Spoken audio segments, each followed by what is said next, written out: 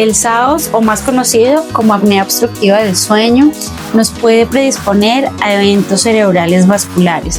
Esto porque durante los episodios en donde hay apnea se genera una disminución de la oxigenación dentro del cerebro, produciendo así que haya una inflamación endotelial, y esto genera que haya producción de placas dentro de los vasos vasculares, generando que pueda taparse y llevar esto a un evento isquémico cerebral.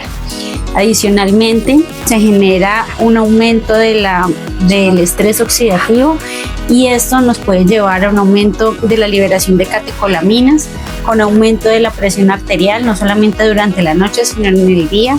Y este es uno de los factores más importantes que predisponen a estos eventos vasculares.